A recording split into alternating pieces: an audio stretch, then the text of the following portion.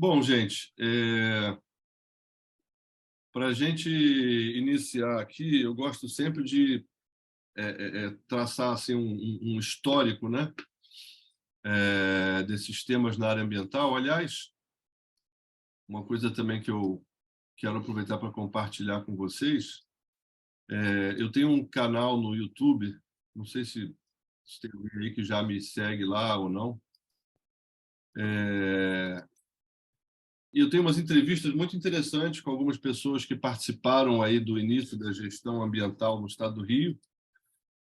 E se algum de vocês tiver curiosidade, né, eu imagino que o Gustavo aí, nosso colega que atua na área do jornalismo também, viu, Gustavo? A hora que você tiver um tempo, dá um pulo lá no meu canal do YouTube, tem algumas coisas muito, muito interessantes mesmo, sobre a história aí da gestão ambiental pública, né, do ambientalismo, enfim, especialmente no Vamos estado lá, do vamos Rio, lá. tá bom? Depois eu passo os dados aí, né? Tem o canal do YouTube, tem o nosso perfil no Instagram também, onde vocês podem acompanhar as novidades assim na área ambiental. E o próprio grupo de WhatsApp, é importante também a gente já dizer aqui, a maioria dos cursos que eu tenho dado, os grupos eles se mantêm e eventualmente a gente troca experiências ou informações ali no grupo também. Então, eu recomendo a vocês aí, quem quiser, né? Eu sei que a gente já tem assim 1 milhão de grupos, né? Mas eu recomendo aí que mesmo depois do curso, né, quem quiser continuar nos grupos, sempre acaba aparecendo alguma informação nova que eu às vezes divulgo por lá também, tá? Bom, vamos falar um pouquinho do histórico, né? Por que, né, da onde que surgiu essa ideia, né, de classificar, vamos dizer assim, as atividades potencialmente poluidoras com critério, né, de porte e potencial poluidor, que é a maneira como, pelo menos aqui no estado do Rio, esse tema é tratado, né? A gente não vai, nessa aula, assim, mergulhar muito profundamente na questão do licenciamento ambiental, tá? Mas se algum de vocês aí tiver, assim, dúvida sobre questões básicas aí, também não tem problema interromper para eu esclarecer, porque, naturalmente, né, esse tema do enquadramento de atividades potencialmente poluidoras ele está totalmente ligado aí à questão do licenciamento ambiental. O Rio de Janeiro, eu não sei se vocês sabem, mas, enfim, o Rio de Janeiro sempre foi pioneiro nessa questão do controle de atividades potencialmente poluidoras, né? É importante dizer isso logo de início. Existe uma tendência, né, das pessoas acharem que licenciamento é tudo, né? Mas o controle de atividades potencialmente poluidoras ele não se restringe só ao licenciamento ambiental. A gente tem várias ferramentas importantes, né, de controle de atividades potencialmente poluidoras. O licenciamento é apenas uma delas. A gente tem o monitoramento ambiental, tá? Principalmente hoje com as ferramentas tecnológicas disponíveis, permitem que se tenha muita informação, vamos dizer assim, atualizada sobre o que está acontecendo, né, no território relacionado com danos ambientais, tá? E o pós-licença, né, que a gente, né, é um termo mais ou menos novo, que é o acompanhamento das atividades que já estão licenciadas. A cada ano que passa, você tem um número maior de atividades licenciadas e um número menor de atividades clandestinas, tá? Então, daí a conclusão de que o maior esforço, né, que os órgãos ambientais deveriam, né, não estão ainda, mas pelo menos deveriam estar direcionando, é exatamente nas atividades que já estão licenciadas, porque os danos ambientais eles acontecem também com as atividades licenciadas, né? Não precisa nem ir muito longe, a gente pode lembrar aí de alguns casos aqui no estado do Rio de Janeiro, recentemente no município de Itaguaí, Mangaratiba, as atividades lá relacionadas com o Porto de Sepetiba, enfim, e até também outros acidentes mais graves aí, como Brumadinho e Mariana, né, todos aconteceram em atividades que têm licença, né? Só para ilustrar que realmente não se pode simplesmente, a partir do licenciamento, achar que os problemas estão todos resolvidos, tá? Mas voltando aqui ao nosso tema, o enquadramento ele é fundamental para o licenciamento.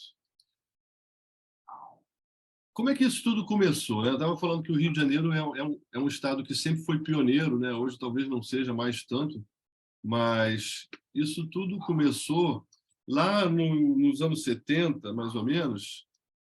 1975 foi quando a FEEMA foi criada, e o que se encontrava na época era uma série de atividades que estavam causando impactos ao meio ambiente, mas que não, o Estado, né, o poder público, de modo geral, não exercia nenhum controle sobre elas. Na verdade, nem sabia o que estava acontecendo e que tipo de impactos estavam acontecendo por conta dessas atividades.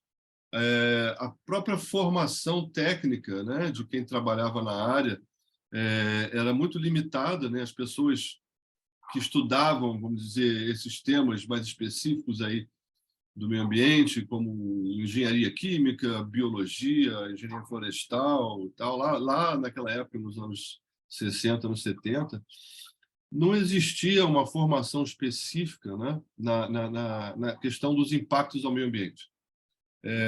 Eu tive a oportunidade de entrevistar uma senhora, que inclusive também está essa entrevista, está lá no meu canal do YouTube, a doutora Vitória Braille, não sei se alguém conhece. Ela é uma das pessoas que participou da criação desses instrumentos aí, de muitas coisas que a gente vai falar aqui nesse histórico.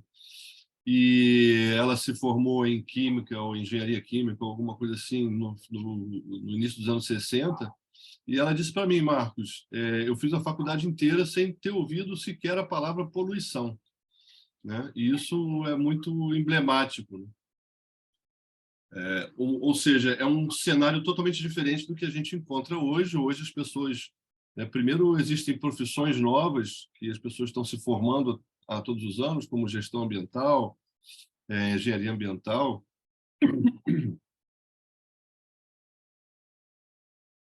ou mesmo nas outras nas áreas, né, como biologia, sempre tem alguma informação durante, né, a formação dessas pessoas com relação à poluição, danos ao meio ambiente, enfim, formas de mitigação dos danos ambientais.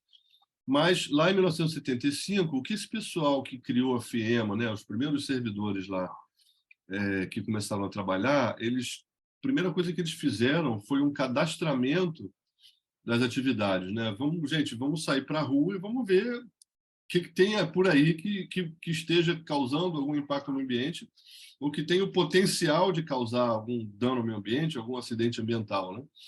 E, literalmente, né, histórias também contadas aí por essas pessoas que eu entrevistei, as pessoas saíam, muitas vezes, nos veículos das viaturas do serviço público, lá da FEMA, e muitas vezes até por conta própria, pegando ônibus ou seus próprios veículos, e batiam nas portas das fábricas, né, inicialmente, né, fábrica, essas atividades que, vamos dizer assim, teriam um potencial de impacto maior, e começaram a fazer um cadastramento, né, dessas atividades. No primeiro momento, não tinha nem como chegar lá e já com uma notificação e pedir para a empresa apresentar uma licença ambiental. Ninguém tinha licença ambiental, não existia a obrigação de ter licença ambiental, né? O instrumento da licença ambiental, em nível federal, ele só surgiu com a Lei da Política Nacional de Meio Ambiente, em 1981, né? Mas, como eu digo, né, o Estado do Rio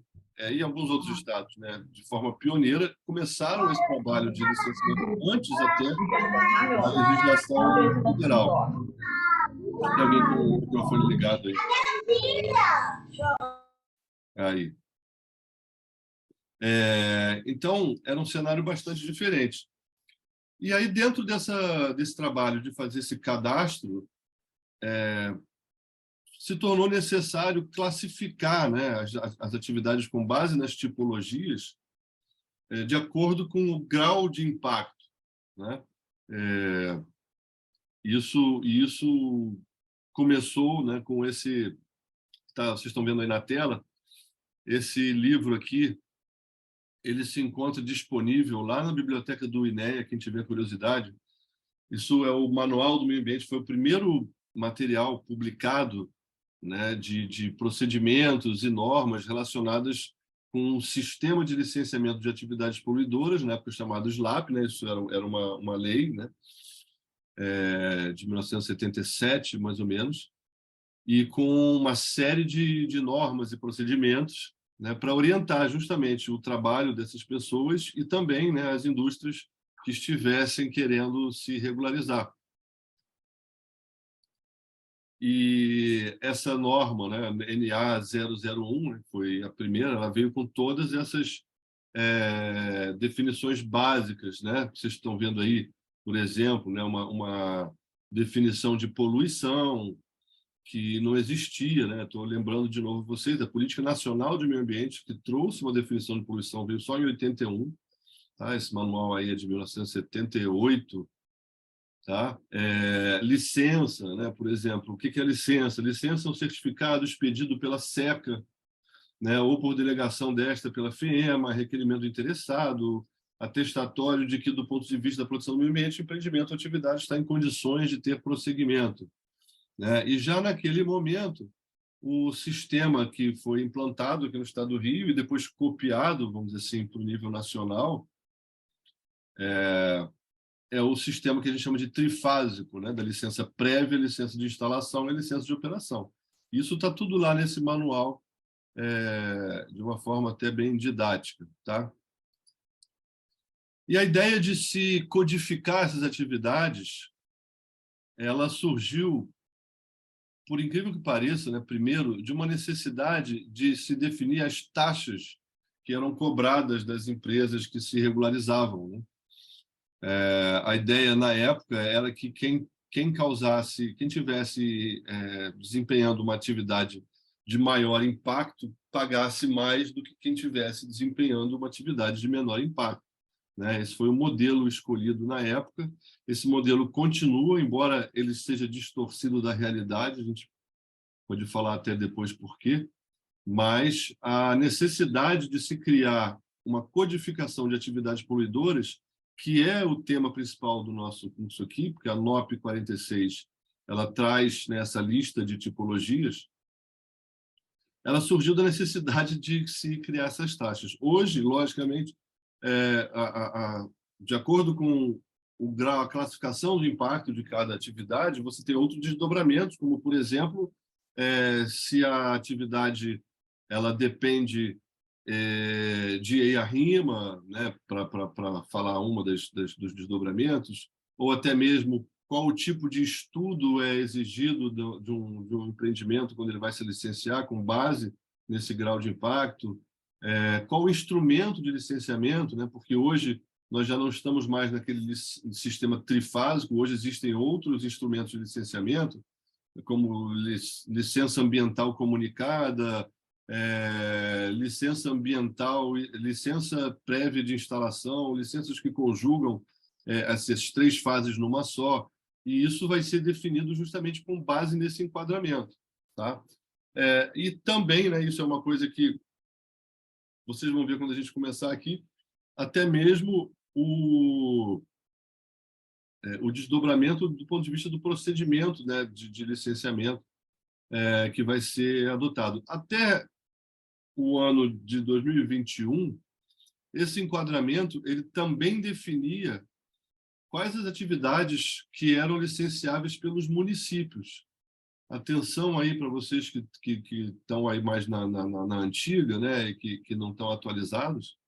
De 2021 para cá, com a resolução CONEMA 92, esse critério mudou, tá? Não é mais a partir da classificação do enquadramento da atividade, ele tem por base uma lista,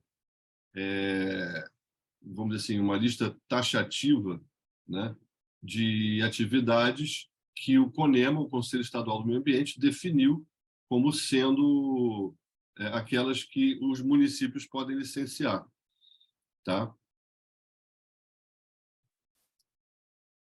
Bem, aqui só exemplificando, né, ainda tomando como base aqui o Manual do Licenciamento lá de 1978, né, para vocês terem uma ideia, né, de valores, né, era o valor em UFERJ, né, como vocês podem ver aqui, pequeno porte, médio porte, grande porte e nível de poluição pequeno, médio e alto, né, que é o que eram as classificações que existiam na época, né, a NOP 46 já traz outras classificações, tá? E aí os valores. E para cada atividade você tem critérios diferentes para definir o porte, por exemplo, tá? Como aqui número de empregados, a área construída, enfim. Tá? Isso é só para vocês terem uma noção, né, gente, de como que se define esse enquadramento. Tá? Depois a gente, quando for entrar na NOP 46, vocês vão ver que hoje é um pouco diferente disso aí, é um pouco mais complexo. Tá bom? Tudo bem até aqui, gente? Tudo bem. Bom, depois do SLAP, né, que a gente viu ali, o Sistema de Licenciamento da Atividades Poluidoras,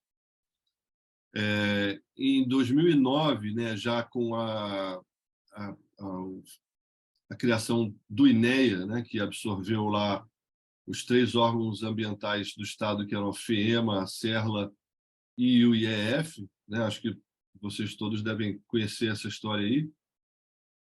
Em 2007, né, foi quando foi criado o INEA, ele absorveu esses 3 órgãos em um só, e 2 anos depois foi feita uma revisão, né, desse sistema de licenciamento, onde foram criadas outros tipos de licença, e essa classificação das atividades ele ganhou, vamos dizer assim, um pouquinho mais de detalhe, né? Então, aqui, como vocês estão vendo, olha, o porte, né, as atividades e empreendimentos sujeitos ao processo de licenciamento serão enquadrados em classes, de acordo com seu porte e potencial poluidor, observando-se o disposto neste decreto na legislação estadual pertinente. Então, o porte é estabelecido a partir de parâmetros que qualificam a atividade ou empreendimento como de porte mínimo, pequeno, médio, grande ou excepcional. Tá? Então, você vê que saiu daquele pequeno, médio e grande. O potencial poluidor é estabelecido a partir de parâmetros que qualificam a atividade ou empreendimento como de potencial poluidor insignificante, baixo, médio ou alto, na forma de regulamento específico. Depois desse decreto, né, a regulamentação dele veio trazer aí no detalhe como é que eram os critérios para enquadrar as atividades dentro dessas classes. Classe 1, classe 2, classe 3, classe A, classe 5 ou classe 6, de acordo com a tabela a seguir. Depois eu volto aqui. Era uma tabela mais ou menos assim, tá? Essa é a atual, mas aqui você já tem a tabela nova alterada pelo Decreto 46.890, que é o CELCA, né? Que também mudou um pouquinho essa classificação. Mas era só para mostrar para vocês a tabela. Vamos voltar aqui. Então,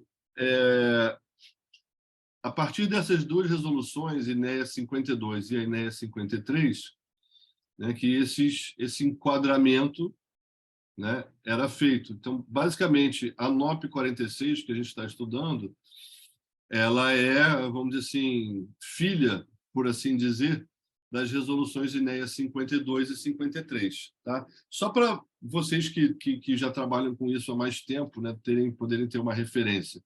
Então, aquilo que era usado antes para definir enquadramento, que eram as resoluções INEA 52 e 53, já não é usado mais. O que se usa agora é a NOP 46. Tá? Bom, então a gente viu lá o SLAP em 1977, depois a gente teve o SLAM, né? Foi a primeira grande revisão do sistema de licenciamento ambiental, em 2009, e agora, recentemente, em 2019, apesar de que só entrou em vigor em 2021, o chamado CELCA. Né? Todo mundo aqui já ouviu falar desse CELCA? Alguém não ouviu falar? Todo mundo ouviu falar. Eu não, Sabrina. Não, Sabrina. Então, é só uma nomenclatura diferente, né? Porque era Sistema de Licenciamento de Atividades Poluidoras, né? SLAP, aí passou para o SLAM, Sistema de Licenciamento Ambiental, e aí, em 2019, foi feito um trabalho, né, de revisão disso aí, criaram um Sistema Estadual de Licenciamento e Controle Ambiental, que é o Decreto 46.890, que é o que rege hoje o licenciamento ambiental no âmbito do Estado do Rio de Janeiro. Tá? Só fazendo um parênteses aqui, no meu site, que depois eu vou pedir para a Mariana botar lá no chat, você tem um acesso a toda a legislação de licenciamento ambiental, né, a partir do CELCA e todas as suas regulamentações, inclusive a NOP 46, a CONEMA 92 a 95, tá? Então, quem quiser depois pode baixar lá no meu site. Tá? Então,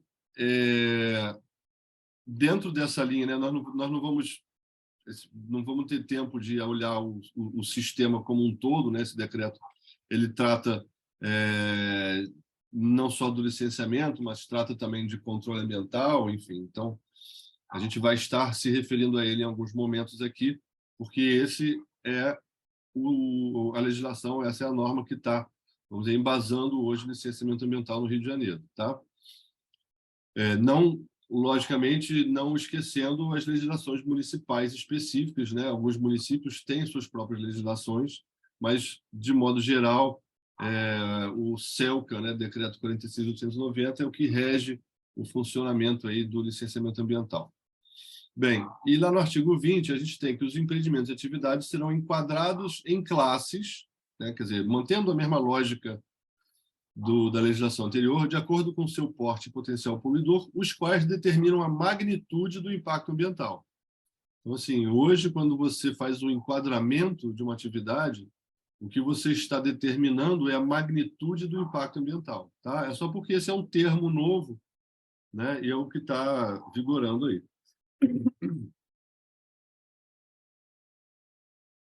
Bem,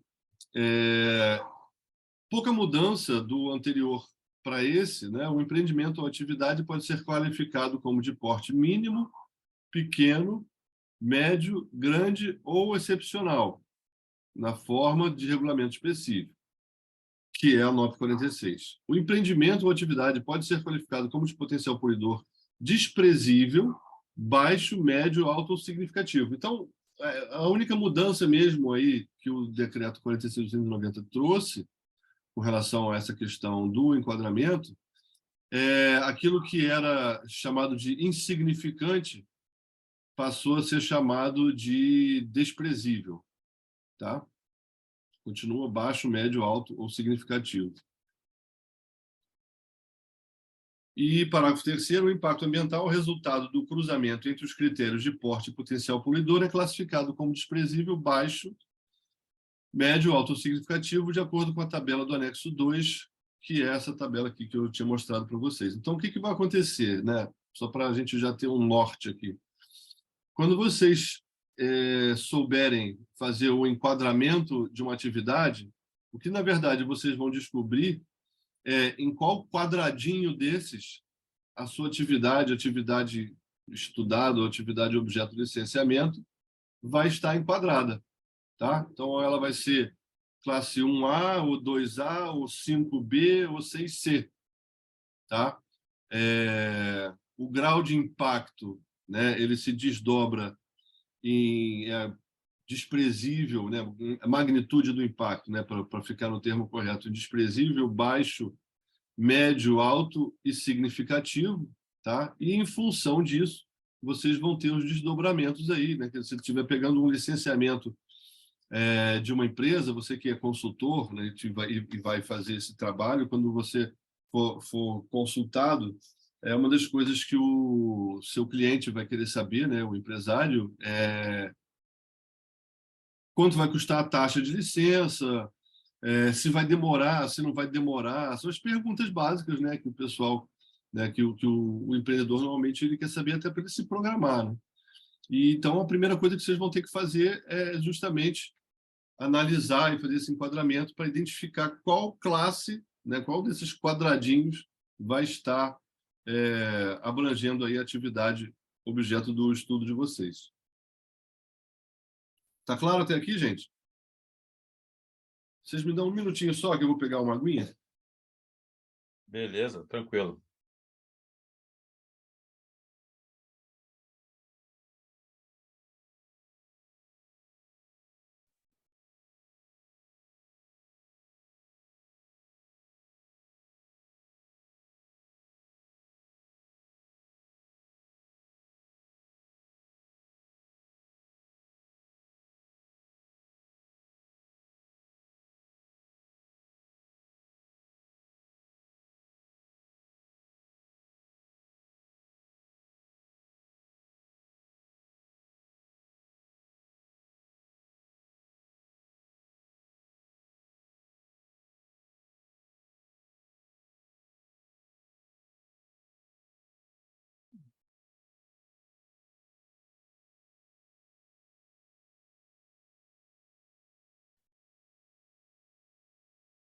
Pronto. Eu andei um pouquinho gripado nos últimos 2 dias, então, assim, se eu começar a minha garganta a ficar prejudicada aqui, eu vou dar uma pausazinha, mas por enquanto está tudo certo. Aproveitar que a gente parou. Mariana, você está por aí? A Mariana, ela entrou, mas não sei se ela está com a gente aqui.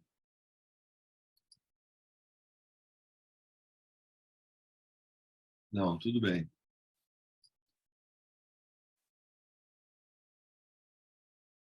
Qualquer hora ela entra aí para fazer o procedimento aí da presença. Ô, Marcos, ela Oi. já colocou a lista de presença lá no chat, pediu para o pessoal ir assinando. Ah, legal. Então tá bom. Então ela já está atuando aí nos bastidores, tranquilo. Bom, continuando então aqui, quais são esses desdobramentos, né? Quais são os objetivos do enquadramento? Você tem aí, primeiro, a definição do instrumento de licença, você tem a valoração da taxa de licenciamento, né? Como eu já tinha falado no início, atribuição do tipo de estudo ambiental exigível, a definição da competência para assinatura, né? E a definição do grau de controle ambiental, inclusive se a atividade é ou não dispensada de licenciamento. Tá? Nem todas as atividades potencialmente poluidoras precisam de uma licença ambiental, tá bom, gente? A gente vai ver aqui. Bom, primeiro, com relação à definição do grau de controle ambiental, né? E aí, de novo, a gente olha lá no CEL, que é o decreto 46.290, o controle ambiental será diretamente proporcional à classificação da magnitude dos impactos previstos no artigo 20 e levará em consideração a localização do empreendimento ou atividade. O que eles estão falando aqui não é necessariamente só sobre licença ambiental. Tá? Isso aqui diz respeito, inclusive, ao pós-licença.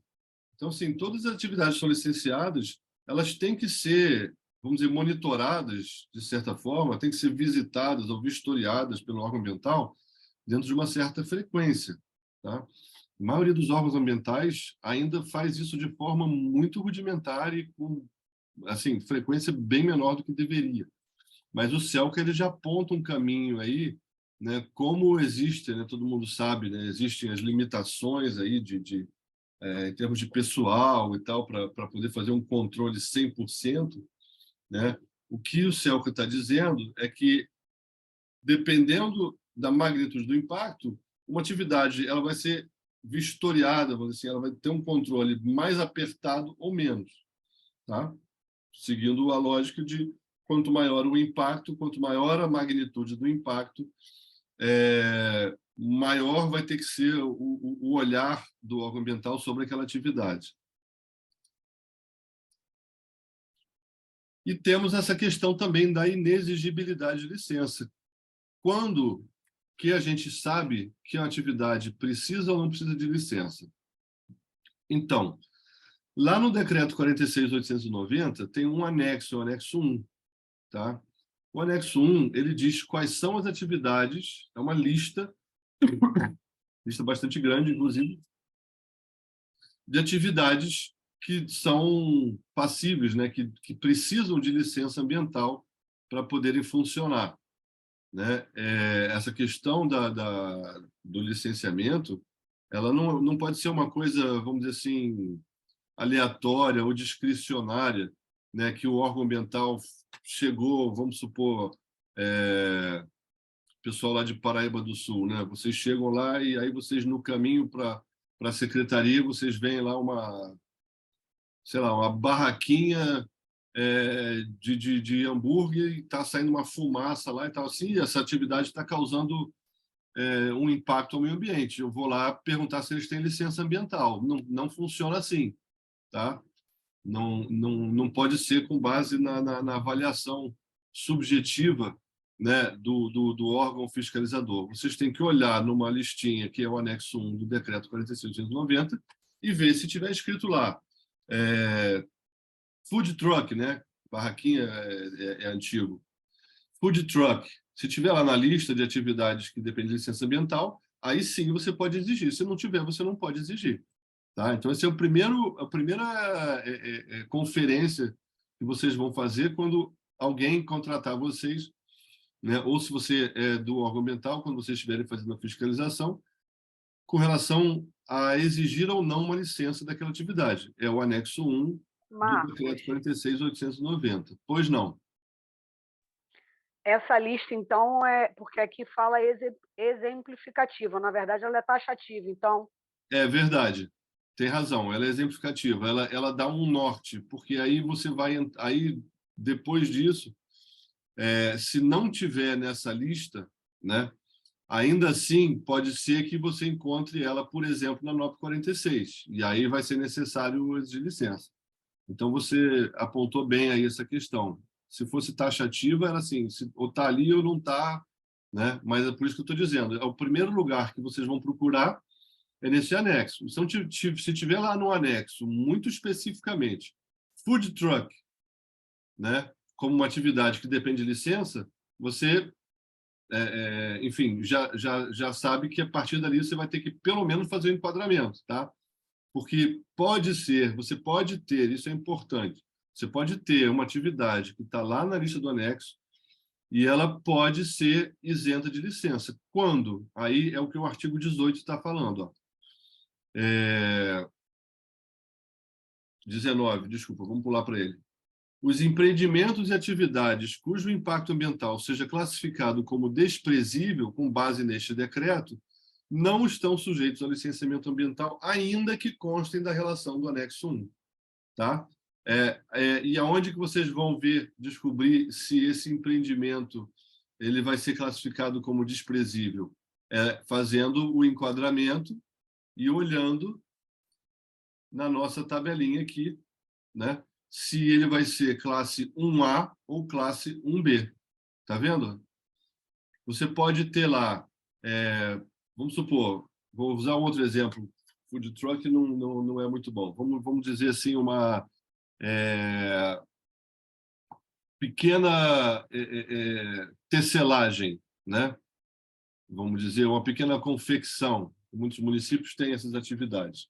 Você pode ter uma confecção que, por exemplo, pelo tamanho dela, ou vamos supor, dependendo da maneira como ela descarta seus efluentes, ou qualquer outro critério, né, que a gente vai ver quando a gente for ver a NOP 46, ela tem um impacto, vamos dizer assim, maior, né, ela vai precisar de licença. Porém, se essa mesma atividade, confecção, ela tiver um número até tantos funcionários, não tiver armazenamento de produtos perigosos, então não sei o que, você vai, no enquadramento, você pode encaixar a mesma atividade numa classe 1A. Tá? Então, você vai ter a mesma atividade, dependendo do porte e de outros critérios de definição do potencial poluidor, ela pode depender de licença ou não. Tá? Porque volta e meia alguém diz assim, poxa, professor, mas eu tenho um cliente tal que ele está com uma atividade lá um empreendimento que seja imobiliário e tal, e ele disse que não precisa de licença, porque não está, enfim, não tem uma determinada, a área é X. Vocês vão ter que consultar, fazer esse enquadramento para saber se realmente precisa ou não. Pode ser que ele tenha razão, pode ser que não. Então, só mesmo fazendo o enquadramento para vocês chegarem à conclusão em qual quadrinho desses aqui vai estar a atividade objeto aí do estudo, para saber se ela foi impacto desprezível, mesmo que ela esteja no anexo 1, que é, né, como Sabrina, né, você que falou aí, está numa lista que é exemplificativa, ela pode, essa atividade ela pode ainda assim ser dispensada de licenciamento, tá? Então esse é uma outra função, é um outro objetivo, né, o desdobramento do enquadramento de atividades potencialmente poluidoras. A gente viu a taxa de licença, o instrumento de licença, né, e inclusive a necessidade ou não de licença, tá? Uma outra novidade que tem aí, que veio com o decreto 46.890, é a classificação de empreendimentos como sensível, né? Isso, enfim, no meu modo de ver, foi um termo mal escolhido. Eu vou explicar por quê. Aliás, gente, só para fazer um parênteses, né?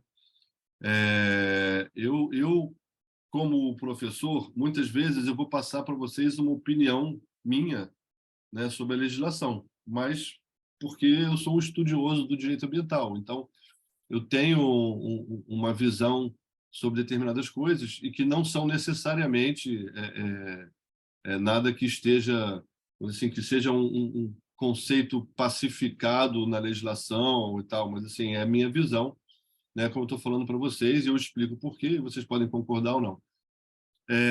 Mas a classificação como empreendimento sensível, conforme está no decreto 46.890, ele tem uns desdobramentos, que seria, vamos dizer assim, ter uma análise no licenciamento mais rigorosa, né? Bom, por que eu entendo que esse termo é ruim? Porque o empreendimento não é sensível, o que é sensível é o local onde ele está, né? Então, assim, é só uma questão mesmo de esclarecimento, porque às vezes a forma como as coisas são colocadas na lei, né, elas levam as pessoas a entenderem de uma forma incorreta. Então, sim, tá?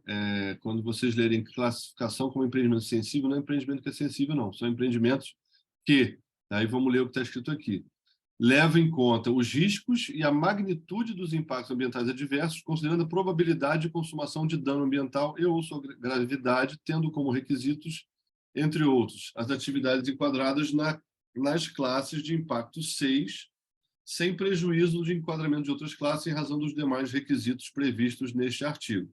Como a gente está aqui só usando esse artigo para exemplificar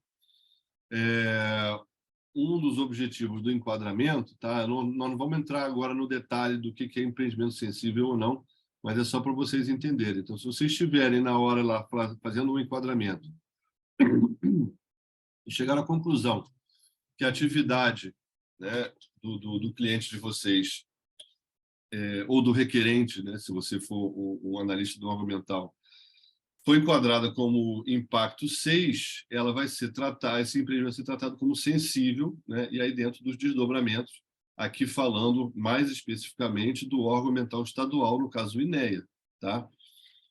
É importante também passar para vocês. É muito comum essa pergunta. Ah, mas, professor, eu estou no município de Piraí, e lá a gente não tem nenhum procedimento específico para empreendimento sensível. Eu preciso seguir o decreto 46.890, né? É uma pergunta que é bem razoável, né? E a explicação é o seguinte: o decreto estadual, qual é o efeito dele na competência municipal de fazer o licenciamento? Ele é um norteador, mas nas questões de procedimento, né? O decreto 46.890 ele está falando única e exclusivamente com o órgão ambiental do Estado, tá? Viu, Marcos? Então, assim, não precisa ficar preocupado, não. Vocês não vão precisar sair amanhã e fazendo um regulamento para tratar o empreendimento classe de impacto 6, Até porque, muito provavelmente, a classe de impacto 6 não alcança as atividades que são licenciáveis pelos municípios. Porém, se o município quiser adotar qualquer procedimento desses, né, que a lei estadual cria, também pode fazer isso, né, desde que faça uma regulamentação em âmbito municipal sobre como lidar com aquela norma em específico, tá? Tá claro isso, gente? Essa questão de competência legislativa e tal, ela gera sempre muita dúvida, e isso vocês podem ficar à vontade aí também para trazer exemplos aí que vocês tenham vivenciado. Beleza? Vamos continuar, então. Bom, classificação como empreendimentos sensíveis, os empreendimentos ou atividades qualificadas como ambientalmente sensíveis estão sujeitos à análise mais cautelosa do licenciamento e dos demais procedimentos complementares. Gente, assim, crítica de novo, né? Muitas vezes, uma das coisas que eu faço, né, que eu sou contratado para fazer, é ajudar na criação de legislações ambientais. E é muito importante, quando a gente vai fazer uma lei, a gente pensar em quem vai aplicar a lei, né? Quem vai estar lá sentado lá na cadeira da Secretaria do Meio Ambiente. Aí o cara está lá no INEA, né? E recebe lá para analisar um licenciamento que foi classificado como empreendimento sensível. Aí diz lá, estão sujeitos a uma análise mais cautelosa. Aí eu pergunto, já fiz essa pergunta para muita gente do INEA, cara, se chegar a um empreendimento aí sensível, o que você vai fazer de diferente? Né? E ninguém sabe dizer, né? Essa que é a verdade, porque isso eu entendo, né, um pouco da prática. Você, quando recebe um licenciamento, você tem um checklist, você tem as coisas que você tem que checar, tem os impactos, você tem as medidas mitigatórias e tal, e se o empreendimento estiver fazendo aquilo, o empreendimento vai ser licenciado. Não tem muito como ser mais ou menos cauteloso, né? No meu modo de ver, né? Mas, enfim, ninguém fez nenhuma regulamentação ainda no âmbito estadual para criar um procedimento específico para o empreendimento sensível. Então, hoje, isso é só, vamos dizer assim, é uma coisa que está na lei, mas que não tem muita consequência prática. Bom, parágrafo 4º. Os empreendimentos qualificados na forma deste artigo devem integrar o Cadastro Estadual de Empreendimentos Ambientalmente Sensíveis, a que se dará publicidade no sítio eletrônico do INEA. Isso aí, enfim, parece que já existe esse cadastro, mas não vi nenhum empreendimento ser cadastrado aí como sensível ainda, tá? Mas é isso, só para vocês entenderem o que é o empreendimento sensível. Continuando aqui, né? Que a gente está fazendo e vendo todos os objetivos e os desdobramentos de um enquadramento de uma atividade potencialmente poluidora, tá? E um deles é a definição das taxas de licença. E aí você tem lá, se o cliente contratou você para fazer o licenciamento de uma, vamos dizer, pequena central hidrelétrica, ou uma CGH, uma PCH e tal, aí vocês foram lá fazer o enquadramento e chegaram à conclusão de que aquela atividade ela está classificada como 2B, né? 2B. E aí que dependa, vamos dizer assim, de licença ambiental prévia.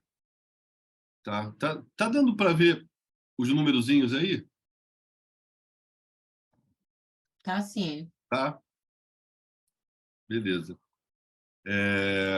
Aí, o que acontece? Aí você pegou lá, é 2B. Eu vou fazer um negócio aqui que eu sempre me atrapalho, mas eu vou tentar. Eu vou continuar tentando, que é usar essa ferramenta de desenho aqui. Aí você pegou aqui 2B, né? E pelo enquadramento, você chegou à conclusão que a licença, o instrumento de licença necessário é a licença ambiental unificada, que é essa aqui, ó. Tá? Com base nisso, você chega à conclusão que a taxa de licença, com base aí também numa outra norma técnica, que é a NOP INEA 02, a taxa de licença, como é uma licença ambiental unificada, vai ser uma licença só, não vai ter licença prévia de instalação de operação, é 1.628 o FIR, o que, se eu não me engano, hoje está dando uns... alguém sabe de cabeça aí, o aproximado quanto que está o FIR? É R$ 3 e pouco, um negócio assim. Não, né? Enfim, está dando 5 mil e... Tá, Ah, Marcos, oi. é 4, 4,0915.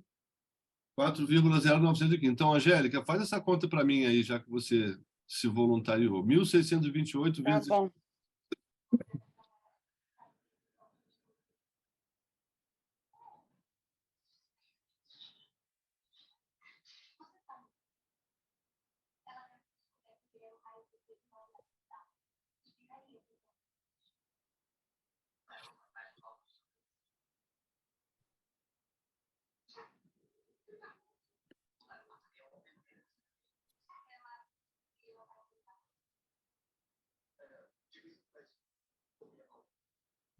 R$ 66.609. É, tá? Então, assim, é carinho, né? Você não sei se quem tá no ramo há algum tempo, né, já percebeu que taxas de licenciamento são caras, o que não ajuda muito, né, no controle ambiental. Eu vou falar um pouquinho, né, sobre... Eu falei lá no início por que eu acho que usar a classificação de impacto como referência para definir o custo de uma taxa, no meu modo de ver, é errado, né? Desculpa interromper, mas se é 409, dá 6 mil, não é 66 mil, não. Dá Opa, 6.600 e pouco, né? É Isso. 1.628 vezes 4,09 alguma coisa. obrigado, Dá Isso. Cristiano. 6.600 e pouco. 1.658,52 centavos. Isso. Tá ótimo. Obrigado. Bom, enfim, de qualquer jeito, Senão infarta qualquer um que for ver valor de não, mas gente, comparação. eu Uma já vi, taxa do impacto tão pequeno da 66 mil, a gente já cai duro para trás, nem mas continua olha, enquadramento. eu vou falar um negócio para vocês. Eu já vi empresário quase infartar por conta de taxas, mesmo quando a conta está certa. Por que eu entendo que usar o grau de impacto como referência não é adequado, né? Vamos dizer assim. Não estou dizendo que é ilegal, né? Mas até beira um pouco. Porque a resolução CONAMA 237, ela fala, e se não me engano, eu acho que o CELCA também fala isso. Agora fiquei na dúvida se ele traz isso ou não, mas qual é a base legal para cobrança de taxas? Assim, toda taxa, todo imposto que é cobrado da gente, e não são poucos, né, gente? Ele tem que ter uma base legal, né? Por que se cobra taxa para quem vai pedir uma licença?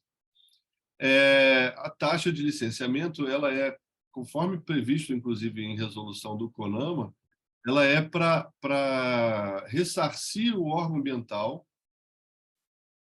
das despesas inerentes à análise de um processo de licenciamento. Vocês que trabalham aí... Tem alguém do INEA na turma? Ou que já trabalhou no INEA?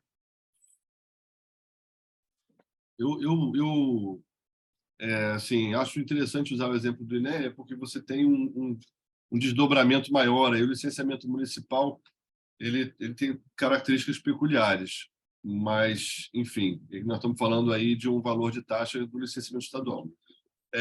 O que causa... Qual é a despesa, né, do Estado, vamos dizer assim, ao analisar um requerimento de licença? Bom, primeiro você tem o tempo, né, de trabalho do servidor. É o tempo que ele está analisando um projeto, um estudo, conferindo uma assinatura, ou vendo se todos os documentos estão ali. E você tem a vistoria, né? Você tem a vistoria, que você tem o combustível e, mais uma vez, o tempo, né, de deslocamento do servidor. Você tem também o custo, sei lá, da impressão, do papel. Agora nem tem mais, né? Porque as licenças agora são digitais. Mas, enfim, são esses custos, né, que têm que ser ressarcidos, vamos dizer assim, através dessa taxa. E aí eu faço uma pergunta para vocês. Uma análise de licenciamento, em especial para vocês que já trabalharam em argumental, uma análise de licenciamento do empreendimento de alto impacto, né? Ou uma de um impacto médio, elas podem ter a mesma despesa? Ou você gasta mais gasolina quando o impacto é alto, ou você vai passar mais tempo analisando quando o impacto é alto. Assim, o que eu quero dizer é que não é necessariamente o grau de impacto que define a despesa. Então, a taxa de serviço não deveria, ou pelo menos não deveria estar atrelada somente ao grau de impacto, né? O que é uma coisa que toma um tempo enorme do analista ambiental? É quando você tem um empresário, ou consultor, ou algum técnico que apresenta um estudo que faz parte do checklist. Vamos supor aí um estudo de dispersão atmosférica, né, para uma atividade que tenha como impacto a emissão de poluentes. Aí você pega um estudo de dispersão atmosférica e contrata alguém não muito, vamos dizer assim, qualificado para fazer, e aí você entrega aquele calhamaço de papel para o analista ambiental analisar, e ele pega, analisa, quando ele chega no final das 80 páginas, ele simplesmente chegou à conclusão que aquele relatório ele é inconclusivo, ele não traz informação suficiente, aí ele tem que notificar o empreendedor para fazer outro estudo, aí o cara vai fazer outro estudo, e depois o analista ambiental vai ter que ler de novo esse outro estudo. Então, assim, o tempo do analista ambiental ele está muito mais relacionado, às vezes, com a qualidade do trabalho que está sendo entregue, né, do que com o grau de impacto. E outra coisa, tem consultor que pede reunião várias vezes para ir no órgão ambiental, e muitas vezes só para ser esclarecido de alguma coisa. E isso faz uma diferença enorme também no tempo, né, de concessão da licença. Assim, uma maneira inteligente, eu acho, de se cobrar a taxa de licenciamento seria uma teoria que eu tenho, que é de o sistema frigobar de cobrança de taxa. Como é que funcionaria? Você faria uma primeira cobrança de uma taxa logo no início, né, bem menor do que essa, obviamente, né, que você pode até colocar como referência o grau de impacto, né, até porque no início de um licenciamento você não sabe qual o trabalho que ele vai te dar, né? E aí, a partir daí, você cria cobranças específicas, né, para o caso, vamos supor, do órgão ambiental ter que receber 3, 4 vezes um consultor porque ele está com dificuldade de entender alguma coisa que poderia ser simples, ou porque os estudos que foram entregues várias vezes e aí o órgão ambiental teve que analisar várias vezes. O órgão ambiental pegou e saiu para fazer vistoria, chegou lá, encontrou o portão fechado, teve que voltar e fazer uma segunda vistoria. Aí você cobraria, né, em função do número de vistorias e tal, acho que seria muito mais justo. A maioria das pessoas para quem eu falo isso não concorda, mas eu estou acostumado com as pessoas não concordarem comigo. Mas Marcos, isso vai sair muito caro. Eu falo assim, não, calma, não é que vai ser muito caro, ele vai ser mais justo. Você vai cobrar mais caro de quem te dá mais trabalho e menos caro de quem te dá menos trabalho. Então, você vai ter situações que não vão acontecer, como, por exemplo, eu vou pegar aqui para vocês um empreendimento que eu recentemente cuidei, que é um empreendimento imobiliário, né, de loteamento com hotel fazenda e um negócio bastante complexo, que tem licença prévia, licença de instalação e é porte excepcional, aí arrima essas coisas. Aí, a licença prévia, estou marcando aqui, ó. Licença prévia, 48 mil. Ou seja, fazendo a conta aí agora, não vou ficar abusando aí da colega Angélica, não. 48 mil, vamos dizer 50 vezes 4, né? Dá o quê? 200 mil reais? 197.248. 197. Quer dizer, o cara vai pagar 197 para ter a licença prévia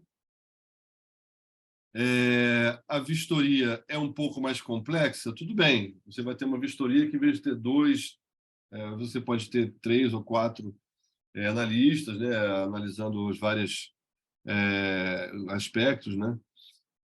E aí você vai acontecer como aconteceu comigo. O camarada ele precisou fazer uma averbação dessa licença prévia, né? E aí, pelas regras lá, era 50% do valor da taxa, a averbação era 50%, alguma coisa assim. Eu sei que saiu R$ 90.000 a averbação da taxa de licença prévia. Qual foi o custo que ele teve para averbar essa licença prévia?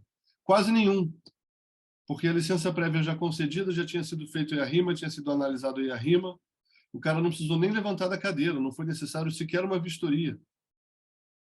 E foi cobrado do cliente, né, mais R$ 90.000, né, que é 50%, né, do valor original, por uma averbação de licença. Então, assim,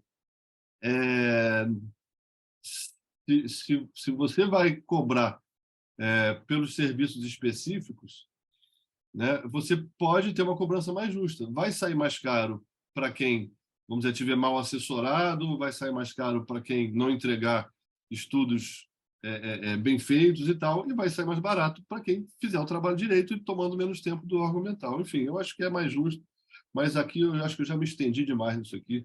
É só uma coisa para ficar aí na mente de vocês. Vai que sai daqui alguém que vai ser presidente do INEA ou secretário de meio ambiente, enfim, né? Pode ser que essa ideia do cobrança frigobar de taxa de licença um dia vingue aí com algum de vocês aí. Eu já não tenho mais essa esperança, mas, enfim. Voltando aqui, então, tá? Deu para entender, né, como é que é feita essa cobrança, pelo menos esses são os valores do INEA, né? Então, aqui, peraí. Quando você tem um empreendimento como esse, né, por exemplo, que eu estou cuidando aqui, e eu já avisei para eles quanto vai sair a licença de instalação, você tem aí R$ 400.000 de taxa de licença. Assim, de jeito nenhum, o INEA gastou sequer R$ 20.000, R$ 30.000 para analisar uma licença de um empreendimento de impacto significativo. Até porque, gente, né, vocês podem pensar assim, pô, mas tem audiência pública, não sei o quê. Nada disso. Os custos da audiência pública são todos por conta do empreendedor e é a parte da taxa de licença, né? Então, vocês pegarem um empreendimento imobiliário de impacto significativo, que dependa de IARIMA e de licença prévia de instalação, já vai mais ou menos preparando o bolso do cliente aí para gastar aí entre R$ 300 e R$ 400.000. Beleza? Vamos passar essa parte aqui. Alguma dúvida sobre isso, não? Marcos, Sim. Gente, desculpa a minha voz, eu tô com Covid. Tudo eu tô bem. mas Por enquanto, tô com que a gente saiba, não transmite pela internet, então tá tranquilo. tranquilo. Pela internet. Aí eu tô saindo, na verdade. O que acontece? Uma das alterações da NOP 46, pelo que eu vi, foi em questão do enquadramento que não se aplica.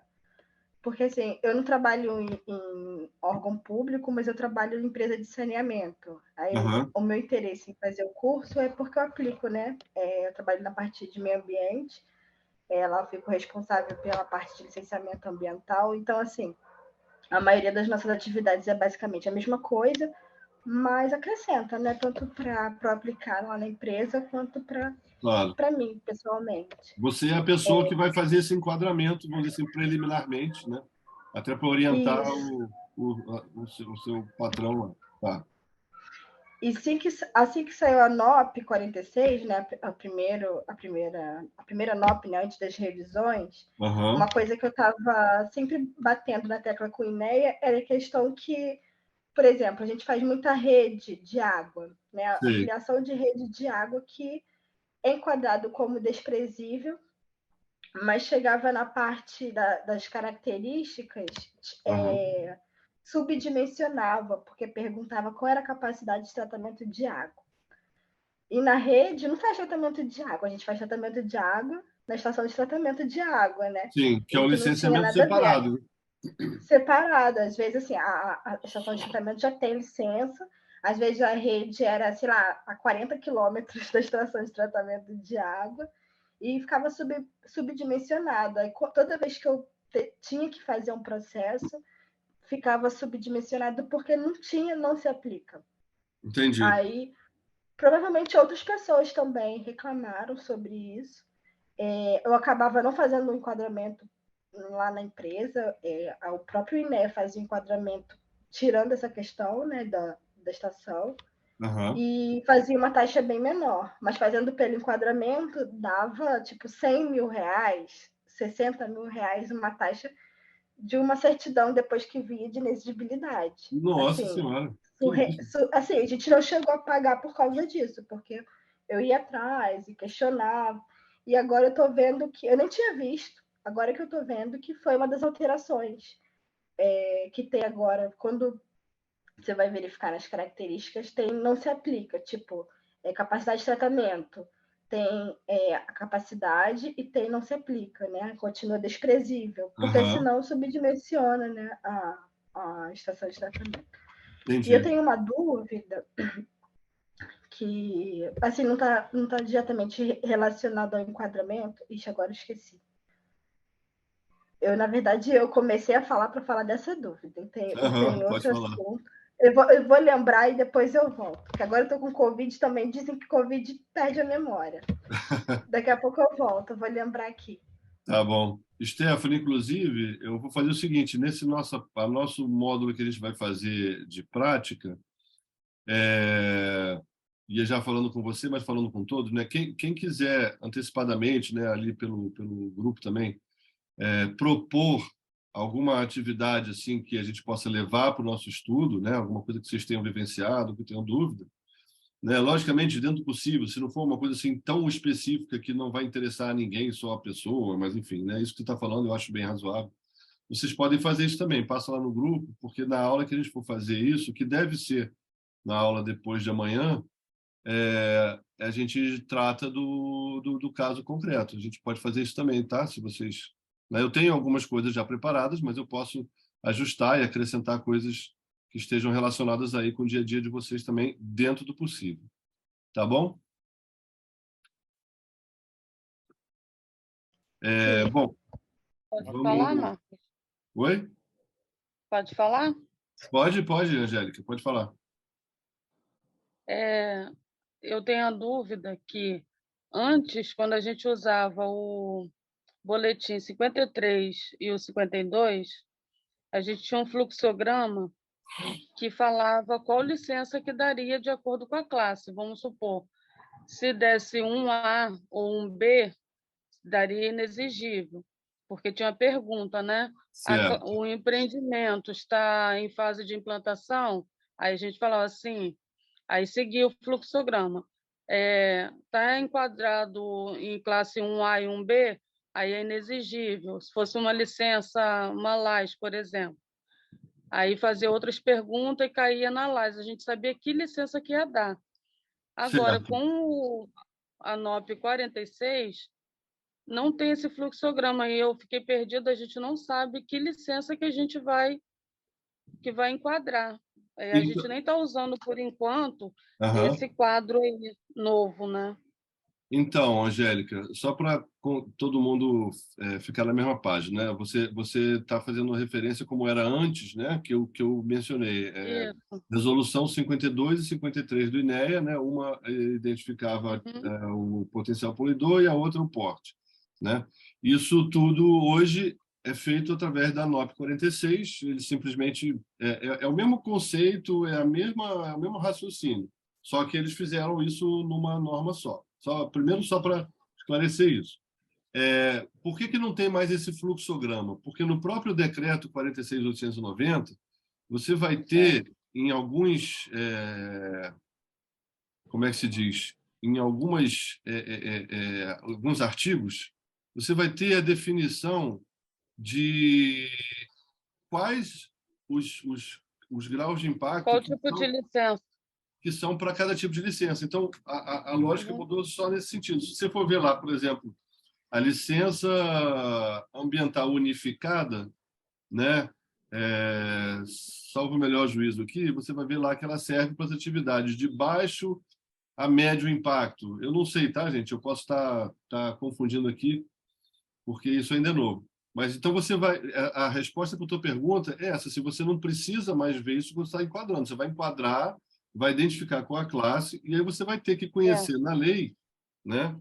Você vai ter que conhecer na lei para cada tipo de licença qual é que vai ser adotada para o seu empreendimento, tá? Isso, eu fiz isso seguindo essa lógica do decreto, e aí para o município, que é impacto local, sai a LAC, né, que é a licença ambiental comunicada. Para o município, como assim? Isso, assim, eu trabalho no município de Arraial, e Aham, aí a maioria dos empreendimentos aqui ou é inexigível ou daria laje, né? Sempre caía nisso. Raramente dava uma LO, que a LO era mais assim para empreendimentos de sim, ETE, sim, né? sim. E Então, aí eu seguindo esse raciocínio, eu identifiquei aqui no decreto que para o município vai ser a LAC. então, deixa eu te explicar. Agora eu estou falando de novo sobre aquela questão do que vale e o que não vale para os municípios, tá? É questão de Uhum. procedimento. Então, o INEA adotou a licença ambiental comunicada de acordo com o que está no decreto para as atividades de baixo impacto. Mas o próprio INEA ele não está dando LAC para todas as atividades de baixo impacto. Você vai ver Certo. que tem uma resolução, né, ou uma NOP, enfim, tem uma norma, né, uma regulamentação, onde, por enquanto, né, até onde eu sei, eles só estão dando a licença ambiental comunicada, né? Para quem não sabe, essa licença ambiental é aquela que é autodeclaratória, ou seja, ela dispensa vistoria. Eles só estão dando essa licença para as atividades de transporte, né? Ah, entendi. Uhum. Então, assim, agora, o município, se o município, você falou que é de Arraial do Cabo, né? Isso. Se Arraial do Cabo não tiver regulamentado a LAC, vocês nem têm como dar uma licença ambiental comunicada. Ah, entendi. Por enquanto, a gente ainda está trabalhando com as nomenclaturas antigas. A gente Isso, ainda não tá atualizado nesse sentido para o município. entendi. Vocês têm Essa só seria vocês têm uma uma dúvida. legislação. Hã? Vocês têm uma legislação própria de A no- licenciamento em Arraial Então, a do nossa Cabo? legislação está sendo alterada de acordo com o decreto, Entendi. mas ainda não foi concluído esse estudo, né? Porque não está sendo feito dentro da secretaria, né? Contratou-se um, um Consultor. consultor para fazer Sim, essa legislação, e aí ele está produzindo, só que eu, por exemplo, não tenho acesso a ele, nem as informações como é que está sendo feito. mas tem alguém da secretaria que tá participando disso? Tem sim, tem. Ah, tá. Não, porque eu ia dizer, assim, né, lógico, sem querer me meter aí na gestão de vocês, assim, fazer uma legislação através de um consultor sem envolver os técnicos da secretaria tem tudo para dar errado, Sim, não, tem tá? sim, é porque é Só pra... concursado, não, os concursados, né, que Tá da bom, não, área, beleza, que estão beleza. envolvidos. Mas qualquer coisa aí, enfim, se surgir alguma dúvida aí, você quiser, também você pode me chamar aqui que eu tenho o maior prazer em ajudar o pessoal do Tá município. bom, Mas tá. ficou clara tua dúvida? Assim, essa questão do município usar ou não usar a LAC, ela é uma decisão estratégica, é uma decisão de gestão, não é nem uma decisão Certo. técnica, né? Tem municípios que eu conheço que não querem fazer licenciamento autodeclaratório, e tem outros que querem para algumas coisas e para outras não. Então, assim, isso depende muito da decisão política, de gestão, enfim, estratégica de cada município, Certo. tá? Por isso Tá que eu bom. estou dizendo assim, é importante essa conexão, né, do consultor com quem está no dia a dia do licenciamento, né, Isso. para tomar essas decisões. Mas beleza, tá ótimo. Então tá bom, obrigada. Só aproveitando aí a palhinha da Angélica, alguém de vocês de outros municípios já está usando a licença ambiental comunicada como instrumento de licença? Não, em Paraíba do Sul também a gente ainda não conseguiu, justamente porque a gente também tem essa necessidade, né, de rever a nossa legislação, o nosso Código Ambiental é de 2013. Então, nós estamos tentando estruturar primeiro a secretaria. Nós temos um efetivo muito baixo e a gente tem essa necessidade de melhorar mesmo, né, toda a nossa legislação, passar por um processo, né, de reenquadramento, para a gente estar podendo emitir essas licenças. A gente está agora, no momento, tentando publicar um decreto para a gente poder fazer a declaração, né, através da junta, né, a declaração de inexigibilidade, para tentar auxiliar mesmo, mas no momento seria só esses processos. Mas isso assim, essa decisão ela é importante, enfim, e mesma coisa que eu falei para a Angélica, Vivian, se você quiser depois me procura, eu oriento vocês da melhor maneira que eu puder aí, tá? Sem problema nenhum. A gente te agradece. Tá bom, Vivian. Bom, gente, assim, vamos dar uma continuada aqui. Então, a questão da inexigibilidade de licença, né? Eu espero que tenha ficado claro, vocês vão fazer primeiro a consulta no anexo 1 e, dependendo do resultado, vocês ainda assim vão fazer o enquadramento, né, para chegar na resposta. Impedimento sensível, também já falamos. Falou da taxa. Enfim, definição do instrumento de licença, né, que foi colocado aqui também. Só para usar um exemplo, né? Por que não tem mais aquele fluxograma? Você vai olhar no decreto 46.290, vocês vão ver lá, a licença ambiental integrada é concedida antes de se iniciar a implantação do empreendimento. Então, isso é um dos tipos um dos instrumentos de licença disponíveis, né, do CELCA, que contempla, vamos dizer assim, o que seria antes uma LP e uma LI, né? E quando você olha lá no CELCA, você vai ver a lei é aplicável para os empreendimentos de atividade de baixo a significativo impacto ambiental. Então, assim, esse é um dos critérios para usar a lei. Tem outros que aí você vai ter que conhecer o decreto para saber. Mas só para vocês entenderem, né, que esse enquadramento, né, ele tem um desdobramento na definição do tipo de licença que vai ser concedida. Tá? E aí, quando você tem a licença ambiental integrada, normalmente você vai ter depois a licença de operação também separada. Aqui a licença ambiental comunicada, né, que a colega já levantou, né, é concedida mediante a apresentação dos documentos exigíveis previstos em regulamento e aprova em uma única fase a viabilidade ambiental, a localização, a autorização, instalação e operação, quer dizer, é uma licença completa, mas que ela só é, vamos dizer assim, disponível para aquelas atividades de baixo impacto, né? E ainda assim, né, como eu falei, hoje o INEA ele escolheu para começar a implementar isso, que isso é uma quebra de paradigma, né? Vamos dizer assim, é uma novidade, ainda é um pouco questionado, né, o fato de você conceder uma licença sem fazer uma vistoria prévia, enfim, né? Então, por conta disso, o INEA, de forma inteligente, a meu ver, né, resolveu ir devagar, então escolheu algumas atividades dentro das atividades de baixo impacto para adotar essa LAC, tá? Então você vai ter aí uma norma que eu agora de cabeça não me lembro, mas eu vou passar para vocês depois, que é específica sobre LAC e que diz o que exatamente hoje pode ser licenciável dessa forma.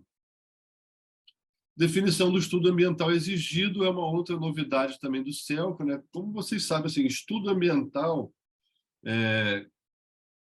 propriamente dito, né, que tenha uma definição legal, até antes do CELCA, o que a gente tinha era o EIA-RIMA e o relatório ambiental simplificado. Não existia outro estudo ambiental com um nome, né? Qualquer coisa pode ser um estudo ambiental. Você pedir, o estudo ambiental é um termo genérico, né? Se você pedir um inventário florístico, aquilo é um estudo ambiental, né? Mas assim existiam alguns estudos ambientais que estavam atrelados ao tipo de licenciamento, e esses eram o EIA-RIMA e o RAIS, né? Agora, a legislação estadual criou outros tipos, né? Padronizou alguns tipos de estudo com base, né, também na classificação, no grau de impacto da atividade. Então, você vai ter, para as atividades de significativa degradação do meio ambiente, você tem o EIA-RIMA. Os relatórios, o relatório ambiental simplificado para aquelas atividades não sujeitas a EIA-RIMA, mas que sejam enquadradas como de alto impacto ambiental. Então, daí a necessidade, né, desse enquadramento também. Outro desdobramento do enquadramento, isso também aqui no âmbito do INEA, né, apenas, é que no INEA existem, dependendo do tipo, né, do enquadramento, você vai ter competências diferentes para assinatura da licença. Então, algumas licenças do INEA são assinadas, algumas licenças são assinadas pelo Conselho Diretor do INEA, né, que é presidido pelo presidente, então vai estar lá o nomezinho do presidente. Algumas são concedidas pelo próprio diretor de licenciamento do INEA, vai estar lá o nome do diretor. E tem, inclusive, algumas que são concedidas pelas superintendências, né? Você vai ter o superintendente, né? E isso também depende do grau de impacto, tá? Isso para vocês, depois que fazerem esse enquadramento, saberem, né? Poder acompanhar o processo direitinho e saberem quem vocês vão ter que ficar perturbando lá para sair a licença. Bom, e aí nós chegamos aí na NOP 46, tá? Que veio, foi implementada aí através da resolução INEA 233, de 16 de agosto de 2021. Então, essa é a primeira versão da NOP 46. Quando veio o CELCA, né? Várias resoluções, várias regulamentações foram necessárias para ajustar o procedimento, né, à legislação nova. Então, a gente falou aí sobre a CONEMA 92, a CONEMA 95, essa resolução INEA 233, né, e essa é a que introduziu aí a NOP 46, de enquadramento de empreendimentos e atividades sujeitas ao licenciamento ambiental. Eu agora quero colocar na tela aqui, não sei se algum de vocês aí já teve acesso à planilha dessa NOP, porque normalmente eles divulgam, eles disponibilizam só um PDF, né? Alguém já teve acesso aí à planilha da NOP 46, não? Eu tive, mas eu acho que eu excluí. A planilha em Excel, né? Uhum. Eu vou Eu não tenho mais. Tive acesso, não. Depois que saiu aquele boletim, eu acabei excluindo. Isso, o boletim ele é mais, vamos dizer assim, ele conjuga as duas coisas, mas para vocês fazerem um enquadramento legal, é bom vocês terem a planilha, que também eu vou disponibilizar para vocês depois. Só um minuto aqui que eu vou compartilhar na tela aqui.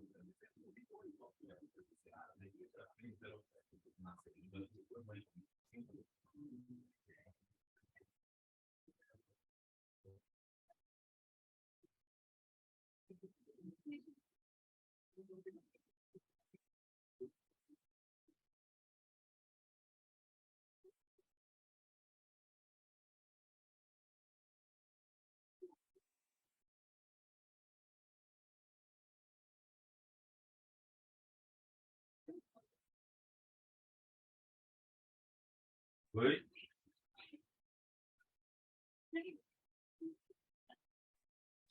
Apareceu na tela aí para vocês, não? Ainda não? Ué.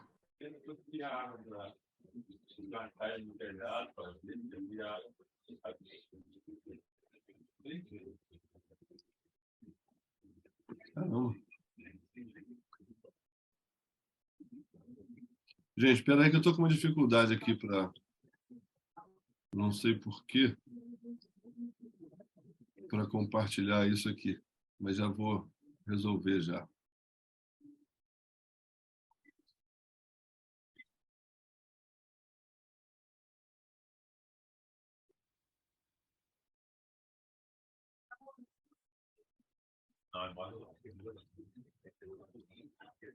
Pronto. Vocês estão vendo aí a planilha? Só um joguinho, filhinho. Tá dando, vamos ver. Tá dando para ver aí, né? Tá um pouco pequenininho, né? Vou aumentar um pouquinho aqui só a visualização.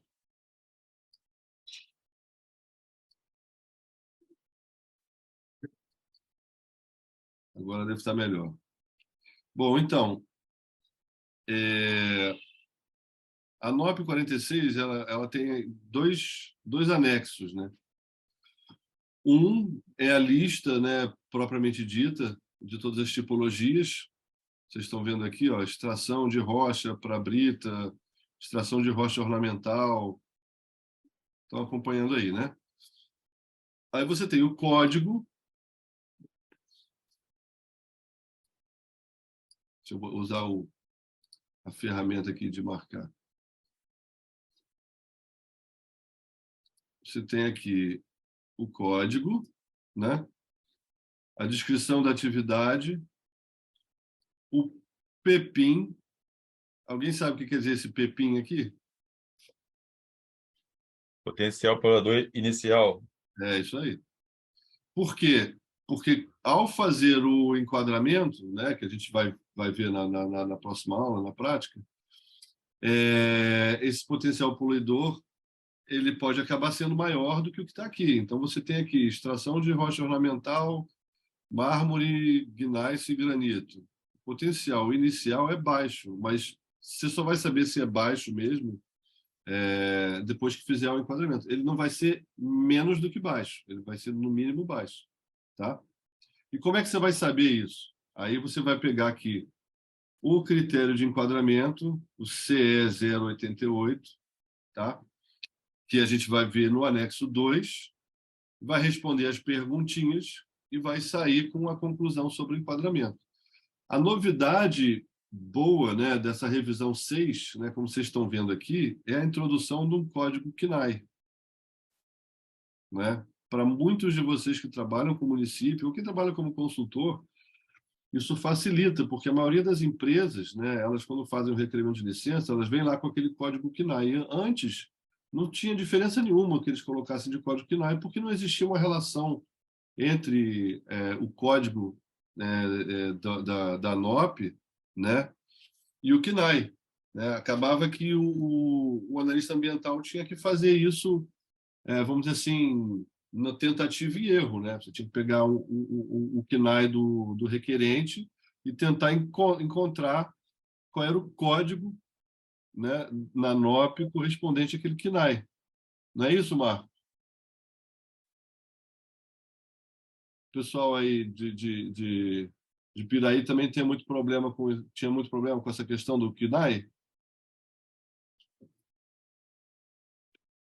Enfim, quando você pega agora, né, e o INEA se deu ao trabalho, né, e não foi um trabalho muito simples, de atribuir um código CNAE para cada uma dessas tipologias, e às vezes, como nesse caso aqui, né, que a gente está vendo, né, nós estamos vendo aqui o código 010102, ele abrange 3 CNAEs diferentes. Tá? Extração de ardósia e beneficiamento associado, tem um CNAE e o código 010102. A extração de granito, por exemplo, e beneficiamento associado, já vai ter um KNAI diferente, porém, o mesmo código, né, de potencial poluidor aqui, o código da NOP 46. Agora, vamos ver o que é o CE 088. Aí a gente tem que ir para outra planilha.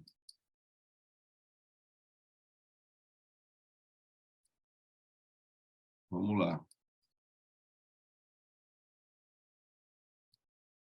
Espera aí que eu vou fazer um negócio mais simples aqui.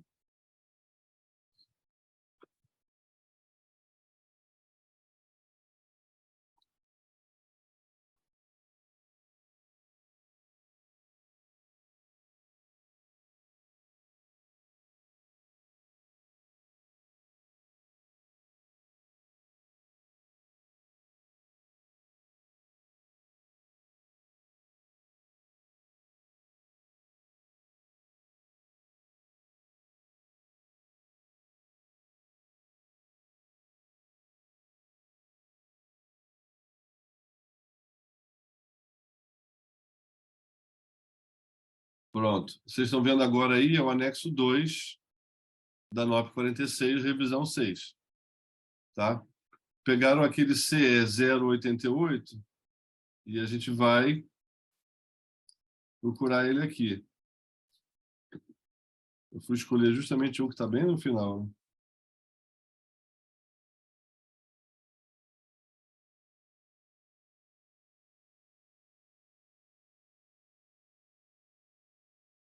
E a gente vai fazer esse exercício aqui depois, com calma, numa outra aula, tá? Mas só para vocês entenderem como é que é a dinâmica aqui. Critério de enquadramento CE 018. Aí você tem o porte, definição de porte aqui no início. Vou pegar aqui meu giz.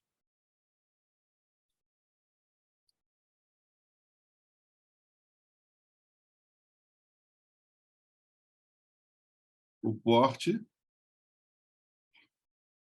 Você vai definir o porte respondendo essas perguntas aqui. Área, né? Vamos supor que seja a área lá da extração seja de 100 até 200 hectares, né? Aí você vai ter aqui o porte médio. Aparentemente, né, no caso dessa atividade, o único critério para definição de porte é a área, tá? Então aí você vai ter o porte médio. E para definir o potencial poluidor, você vai ter essas perguntas aqui, olha, densidade populacional, né? E aí tem que ver nas informações que o empreendedor vai passar para vocês, qual é a densidade populacional aqui, unidade habitantes por hectare, eu acho, não sei. Vamos supor que seja aqui, entre 2 e 15. 3 pontos. Está dando para acompanhar aí, gente, ou está muito pequeno? Tá dando, sim. Reaproveitamento de resíduos. Tem reaproveitamento de resíduos? Sim. Aí soma o 0. Em princípio, são só esses dois critérios aqui. Cada uma dessas planilhazinhas, elas têm uma fórmula diferente, critérios diferentes para definir, né, para fazer esse enquadramento. Então, assim, você não vai ter essa pergunta sobre densidade populacional quando você for fazer a definição de potencial poluidor, por exemplo, de vamos dizer aí, de uma atividade de silvicultura, por exemplo, né? Cada atividade tem perguntas específicas. Isso tudo é muito técnico, é muito detalhado. Então, aqui nesse caso, você teve lá o porte